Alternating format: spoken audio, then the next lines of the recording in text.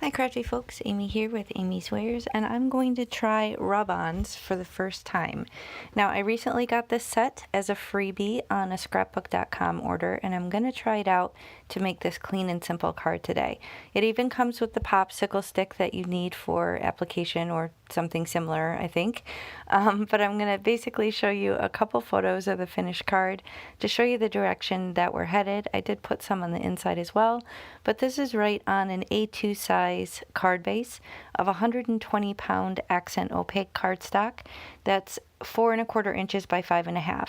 Now this particular set, if it's still available, I will link it in the video description box below, but there's 2 sheets, and I recently watched my friend Allison Haikila use a rub-on one of her videos, and I was a little intrigued because I've never had them before, and then I happened to get them free in my order. So I don't know if you need to cut everything out, but I'm assuming since you're going to remove the backer that you probably need to cut it out as to not kind of mess up the other images around it. So I figured whether that's right or not, that's probably the safest option.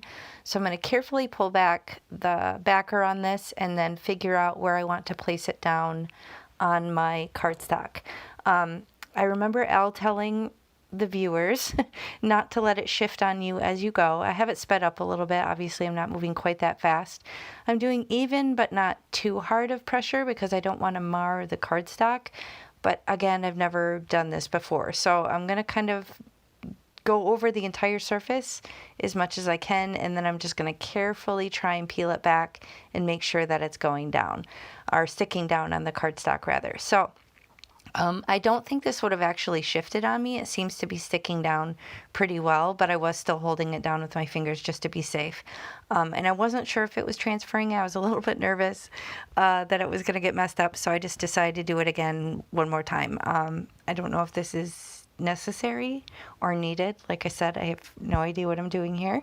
This is my first time, but once I started to peel it back, it did definitely stay down well. So I'm just moving slowly, and I do have experience with vinyl, like cutting it with my Cricut. So typically pulling back the backer right on itself like that, kind of just folding it over, is typically the best route to go. I do see one little chunk on that S that's kind of missing, but just move slowly and make sure it's, sticking down to the paper. And if it's not, then just, I guess, put it back down and rub it some more.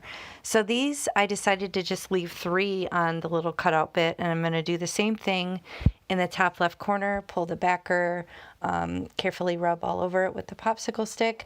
I was wondering as I was doing this if my squeegee tool would have also worked. Let me know in the comments if you can use a squeegee tool, like kind of what you would use for vinyl, if that would work for an application of this. I don't know if there's a reason for the popsicle stick, if it's just the most economic, or if a squeegee would work as well. So I was a little curious.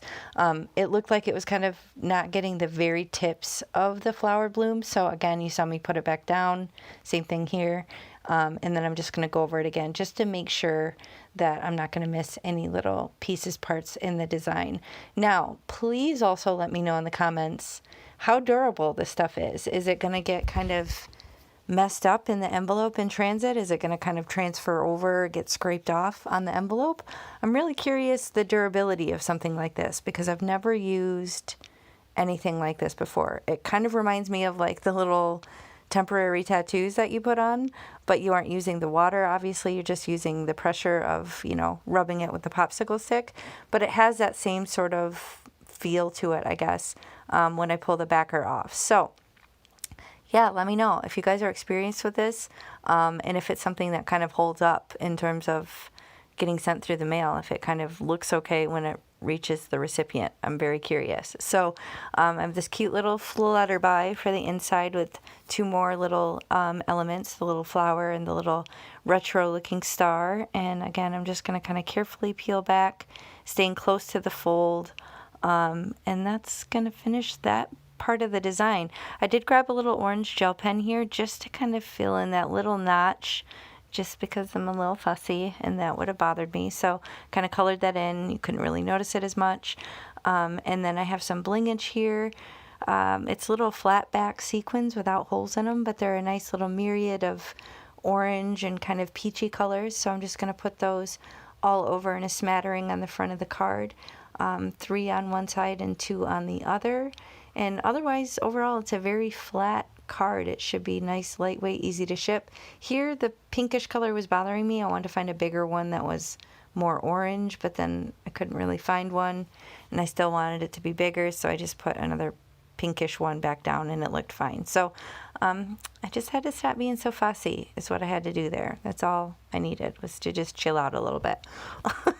But here on the inside of the flower, I decided to put one more little gem just kind of right in the center, just to add a little something extra. And yeah. Oh, and I decided to round the corners because I thought gave it kind of a retro feel, and it went with the design.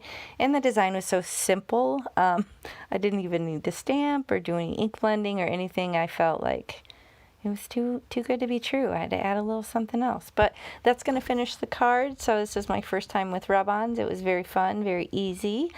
Please let me know on those questions in the comment section. I'm really curious, and I could use your expertise because I'm clueless with this. So thanks so much for watching, and I'll catch you next time. Bye.